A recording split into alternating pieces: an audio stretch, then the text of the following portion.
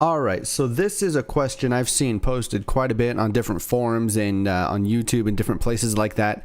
And it's something that I thought I would cover because I see a lot of information that might not necessarily be the best way to do things. But I'm going to cover today how to do a line trace to the center of the screen, because I know sometimes people line trace and they say it's off center or this and that. But today I'm going to show you at least how I do it, and a little bit better practice than what the UE4 documentation might show. In fact, I'll show you what it shows here. Let's just search for it. Let's see, UE4 line trace. Oh, there it is. Already popped up. All right, I'm going to go to this first link here. This is the actual Unreal Engine documentation here. You middle click to open it in a new tab if you didn't know. I'm using Chrome.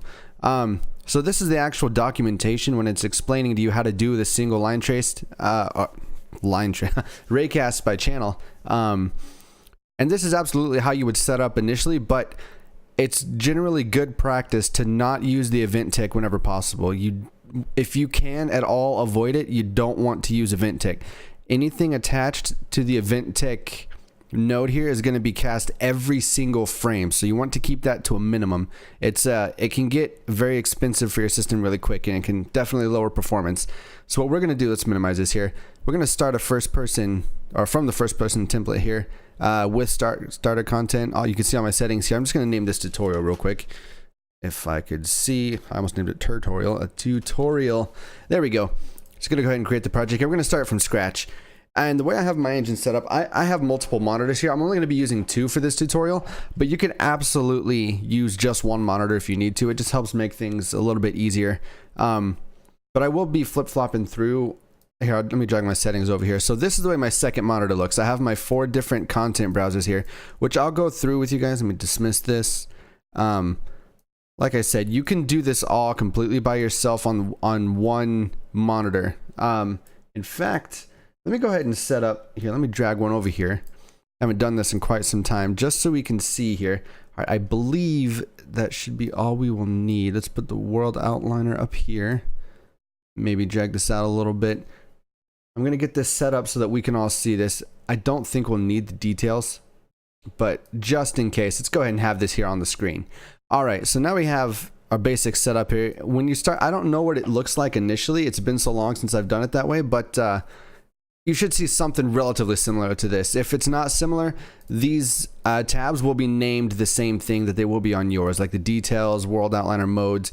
There might have some extras here, but this should be all we need for now. I'm going to do some basic setups here. And I might be going over some keyboard commands while I'm doing this, because some of it's just good to know.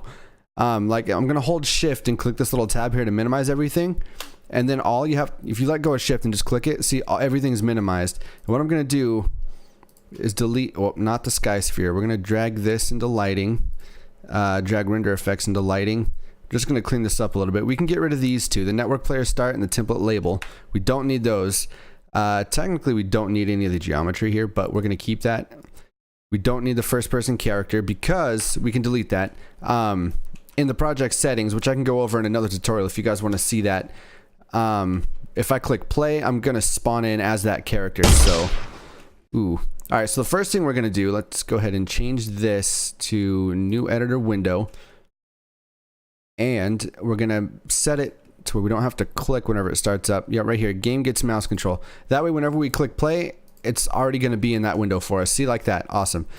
Now, you might notice instantly, or at least I did, the first thing I noticed, and it sets my OCD off, is those red crosshairs, they're not centered on the screen. They're slightly down and to the right a little bit. And we're going to go ahead and fix that. That's because it uses the default HUD class. So if we go here into content, also periodically you might see a little saving thing pop up. That's because I hit Control-Shift-S, and that saves everything that you're working on. Another keyboard shortcut there. It's a force of habit for me. I do it so often. Whenever I'm doing anything, like if I'm working in the editor and I need something over here and I click over here, I'll just Control-Shift-S just to make sure everything's saved. Because this editor seems to crash a lot, and just in case it crashes in the middle of me doing something important, I don't want to lose my progress. So let's go ahead and start out here. Let's open up the first person blueprint here. First person character right here. We're going to take off that sound because right now, whenever we play the game and click and shoot, it's going to make that sound. So we're going to go here, play sound at location. If you hold Alt and click, it breaks that link. So we can get rid of that. just so it won't be playing sound. We can compile, save, and click play just to test it. See, no sound now. Beautiful. All right, so the next thing we're going to do, in order to get the line trace firing straight to the center of the screen, we should probably center our crosshair first. And in order to do that, let's go to the, you can either minimize or close this here. It doesn't really matter that much. Control-Shift-S. Let's open up the HUD class here. And this is everything that's in your HUD class. It's drawing at these coordinates, which isn't center, but you don't really need to use this anyways. You could just select and delete all of this, but I like to save it just in case for some reason I like to come back and use it. I'm just going to break all of those links for now and compile and save and get out of that. Now if we play, we shouldn't actually have crosshairs there because they're not being drawn. And how we're going to draw that is actually with a widget. And let me show you how we're going to do that. So down here, let's go to the main content. Let's go ahead and create a new folder. I'm going to call it custom. And everything that I make in this tutorial, I'm going to put in this custom folder. Let me go ahead and change the color here. Green all the way, all these down, just so I can see it. Bam. So there we go. Control-Shift-S. And now we're going to put everything in this custom folder here. And if we want here, let's go ahead and slide our second content browser out over here, just so we have two of them. All right. So inside the custom folder here, we're going to right click user interface and then go down to widget blueprint. And we're going to name this CST, that's short for custom, and we'll just call it HUD, custom HUD. All right, so let's go ahead and Control-Shift-S so it saves. We can open this up here, and what we're gonna do, let's drag an image out here, and we'll anchor it to the center here. Make sure these are zeroed out. We are gonna make sure the size is even. Doesn't really matter what it is, it's really up to you, but we're gonna do 100. Make sure it's 100 and 100. And here's the tricky part. It's not actually said in the tutorial, which we're not following yet, but we'll get there soon. Right here under alignment, you're gonna click 0.5. That means half. You see how it's centered now? And we're gonna do the same thing for the y-axis, 0.5. There, now it's dead center. Now if we compile and save, we can play from here, but we won't see that white square in our screen because we're not creating the widget and applying it. So let's go ahead and close this. Now that this widget's created, we'll actually add crosshairs a little later. We're gonna get this widget working first. So we'll go to the first person blueprint here, open up the character. All right, so here, what we're gonna do, we're gonna start out by doing just a little bit of housekeeping. What we're gonna do is create one here, a new event graph, which you can do everything in one event graph, but after a while, you'll notice it starts getting huge and you have to zoom out and scroll everywhere to find all your functions and stuff. It's easier just to create a new event graph for a lot of different things. It's easier to group stuff. So I'm gonna call this one custom events. And if you didn't know, when you click on something, if you press F2 on your keyboard, it lets you rename it. It's just another keyboard shortcut. So Control-Shift-S to save it all. We don't need to compile yet. It doesn't really matter. So in here, we're going to create a custom function here. So custom event. I said function, but custom event. And what we're going to do, we'll call it draw HUD. And what this is going to do, we're going to drag off this and type create widget. Awesome. And you might notice that I spend a lot of time straightening things up. That's just my OCD coming into play. I like everything to look nice and square. And what we'll do, we can promote this to a variable. It's always smart whenever you're creating a widget for any reason to promote it to a variable. You don't have to. But in case we need to use that widget elsewhere, it's always good to promote this. And we'll name it HUD, just so we see our variable down here now. All right, compile and save. We notice we have an error here. It's because we don't have a class selected. And with this, we're going to select the widget we just created, which is custom HUD, or whatever you named yours. It might not be the same as this. Now, also what we're going to do here is drag off this little blue node here. If you didn't do a variable, you can drag off this node here, the return value. It'll do the same thing. So drag off of this and type add to viewport to view. There it is right there. Bam. And what this function is doing here, whenever we call this event here, it's going to create the widget that we just made and add it to our viewport. This here is going to print it to our screen. And if you would like, go ahead and drag around all this and press C on the keyboard for comment, and we'll type draw HUD. There we go. Now we know that this event draws our HUD. Just another way to sort things out here. So now that that's made, we can go back to the event graph that we started with here. You can either double click here or in the tabs up here if you didn't close yours. We can close custom events because we don't need it now.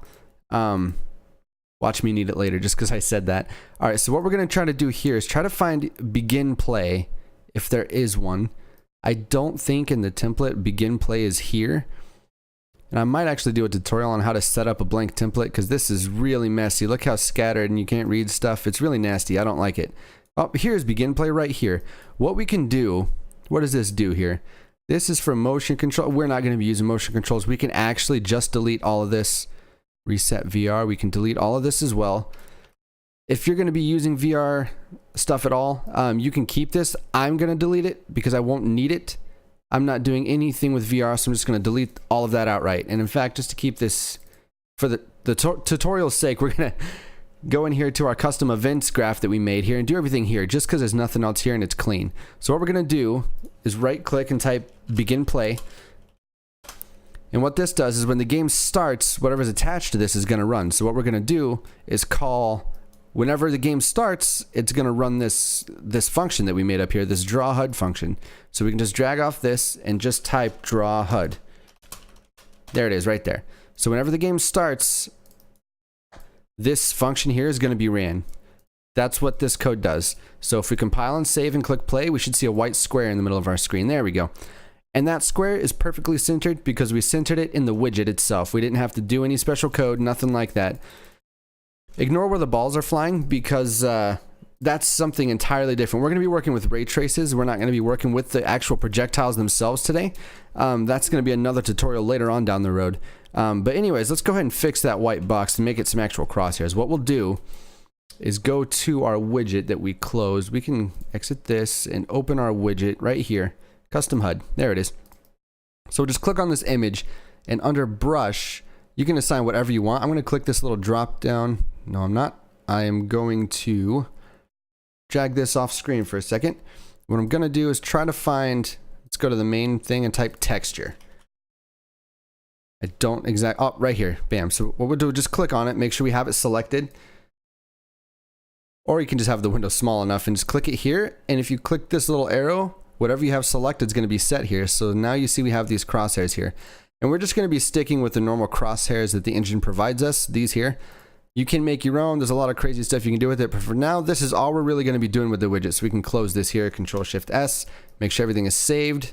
I like to go back to the main content folder home. There we go. So everything's back at the home. Now if we could play here, see our crosshairs are in the center of the screen. They're ugly because they're a bit big. And in fact, let me turn that down a little bit. Maybe 100 was too big. See here where we set the size to 100? Let's lower that to 50 and see how that looks. That's a little bit better. Let's go ahead and stick with 50. Big enough to where it can still be seen, but it's also a little fuzzy. You guys can customize that however you want it, but I'm going to stick with 50 for now. So we can close this. We won't be needing the HUD anymore. Click Save All or Control-Shift-S. I suppose these do the same thing. All right, go back home. So now we're actually going to start with the actual line tracing, and what we're going to do is we're going to follow the actual documentation on this website that we opened here, the actual documentation. And if you need help finding it, the link is right here. If you want to just pause the video, here is the link, and I'll try to include it down below if I remember. So you guys will be able to find it and follow along with this as well if you would like to. Let's see, go back up to the top here. So we're going to start and follow this step by step, and I'm going to show you some changes you should make when you're first setting up your line trace so that it's a little bit more performant on your system. Because again, anything you attach to this event tick node here is going to be cast every frame, and you do not want that. So what we're going to do, let's see here. This says start the event tick, do a line trace by channel. So that's step one. All right, so let's go ahead and open up our character here, first person character. And here we are in our little graph here, our custom events tab that we created, remember? All right, and it says to right click and do event tick. We're going to change this later, but for now we're going to follow the tutorial just so we make sure everything is done right. And then after you create event tick, it says line trace by channel. So we're going to set this up. Line trace by channel. Awesome. Let's go ahead and make sure this is all straight because it needs to be. Compile and save, just in case the engine crashes. All right, next step. While holding down the control key, drag in the first person camera component. All right, so what it's going to have us do now, you don't really have to hold control to drag in the camera. Also, real quick, just to get these out here, you can delete all the motion controller and the VR gun and VR marker. Again, if you're going to be doing anything with VR, you can keep those, but you don't have to. Also, something here just broke. Let's go ahead and keep those for now. I don't want to go through all of that. That will be for another time. All right, so it said to drag out our camera. You can just click and drag. You don't have to hold Alt or Control. It'll drag it out just like this. Those keyboard shortcuts, when you're holding Alt or Control, it's basically for when you're dragging out variables for different states, but you can just click and drag. You don't have to do anything special. You can choose to get it, or you can choose to set the variable. But again, that's a tutorial for another time. So what it's going to have us do now, this is the actual trace itself, and what we need to do is set the starting point for that trace. Where's the trace going to start from? And it's going to start from your camera's position here. It's going to start from your camera's position. So what we need to do, the tutorial is going to say get the world location here. Let's go ahead and look. Yeah, see, get world location right there. So we need to get the location and get the world rotation. So let's go ahead and do that. You can just drag off this node and get world location here. I lost my train of thought. And we're going to get the world rotation. Let's get world rotation. There we go. These are the two main nodes we're going to need here.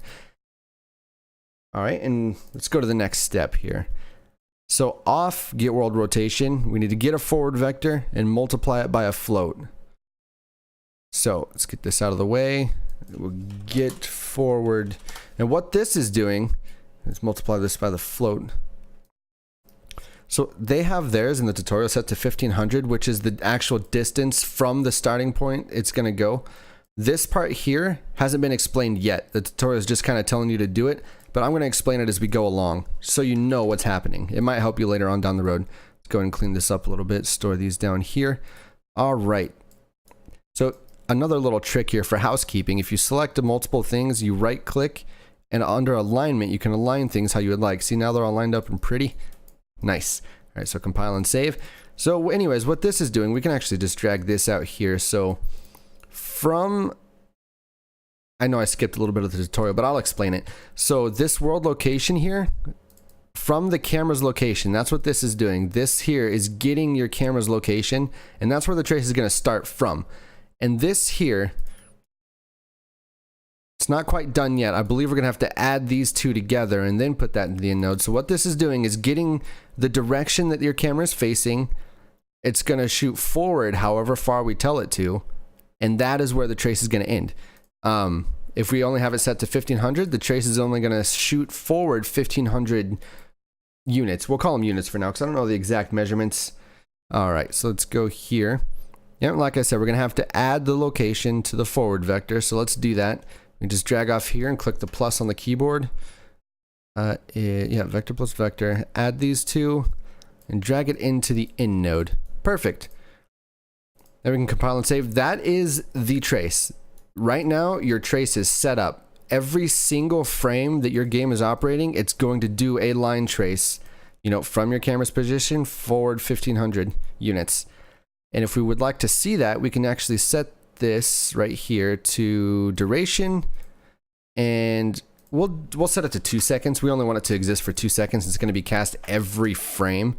And in fact, we might fix that now just so we kind of kink this habit. Let's go ahead and hold Alt and click this. Delete event tick. It helps if you completely delete that from your graph. Don't have it. Don't look at it. Try not to mess with it at all. Like I said, if you can help it, you can either put it in a custom function, which is what I'm going to do, but there's a few other options that I'll cover later. So right now, let's go to custom event. This part's not in the tutorial. I'm showing you how to do it. This is going to be, we'll call it line trace, or you can call it ray trace, whatever you'd like. So whenever this event is called, it's going to run a trace, right? And you don't need to be tracing every single frame. Usually people use ray traces and stuff like this for, say, firing a weapon, or if you're harvesting a resource, when you click your mouse, you want it to do a trace and figure out, you know, if you're hitting something, if you're close enough, whatever you want to figure out. So let's go and straighten this. And I'll fix some of this later, show you guys how to do some housekeeping on this, because this looks nasty, but there's really no way around this. But I know a few tricks that will help. If you are interested in those things, I can definitely show you. All right, so this is our trace. Whenever this is called, I already explained that. So what we are going to do, right click here, and if we type left mouse button, so whenever the left mouse button is pressed, it's going to call, we're going to set it up to call this function. So what we'll do is just type line trace. That's what we named it. So line trace, bam. Now every time we click, this is going to be ran. So we can actually select all of this, press C to comment, line trace, just so we know that this is our line trace function here. All right, and this is, we'll comment this and say fire line trace. There we go. So now whenever we click a button, we should see the trace. See it? There it is. And it's only going to go forward 1500 units from where we started. And you'll notice the balls aren't flying exactly where we're shooting. But like I said, we're not working with projectiles in this tutorial. I will cover them later if you would like to see how to work with projectiles. But as you'll see, the line trace is flying directly to the center of the screen. And only when we click. Only when we click is that going to fire. And this is super useful because now whenever we fire, let's go ahead and open this out. We can either right click and split, but I don't recommend doing that. I recommend dragging off and typing in break. Just because if we ever need to compile all of this for any reason, we can still drag off this blue node now because it's still there. So if you just drag off and type break, it's the same as right click and doing the split. All right, so let's go ahead and make this a little bit bigger. Make sure this is big. All right, I'm not too concerned about everything being aligned right now. So what we can do, we'll right click and type spawn emitter. This is a little bit extra. This is beyond the tutorial I was planning, but we're gonna do this here. So spawn emitter at location. And what we'll do, let's go ahead and click this drop down and see if we have any. We do. There's an explosion, there's fire. Let's go ahead and just select fire. It comes with the engine, so why not use it? All right, and the location is gonna be the impact point. We can just drag that straight there and attach it. Rotation scale doesn't matter. Those can all be 1 and the rotation doesn't matter. Bam. So whenever we click, wherever the line trace hits, it's going to spawn fire. Let's test this out. Yeah, look at that. There we go. It's beautiful. All right. Let's go ahead and up that 1500 there too, because this is really small. Usually people do it, you know, a lot higher, especially for bullets and stuff like that. If you're going to be using projectiles. Which I don't know why you would trace and fire projectiles at the same time. But anyways, we can take this and set it to none so that it's not being drawn. We don't physically see it. And also, while I'm here, let's go back to the event graph. And I'm going to stop these projectiles from firing. In fact, I can get rid of all of this. Spawn projectile. I'm just going to get rid of all of it. See if it... nothing broke. Whew. What is this? Get rid of that. Awesome. All right, Control Shift S. Go back to our graph here. All right, let's play. Yeah, see, wherever we aim, fire spawns. Let's go ahead and change that. We don't want fire. What do we want here? Let's do something that shoots out a little bit faster so we can see it. Let's do an explosion. That seems interesting. I don't think I've ever used these particle effects. There we go. But as you can see, right where you click is right where the trace is hitting. And I see a lot of people ask about that, so I thought I would do a quick tutorial on it. And if it helped you, by all means, let me know. Or if I missed something, let me know. Or if you have any questions, maybe I missed something that you didn't know how I did, just let me know and I'll try to correct myself in the next video. But anyways, this should cover how to do a line trace to the center of the screen. Now, there's definitely more to it, like I said. But we'll go over a little more in depth how this whole thing works in the next video, and I'll see you guys then.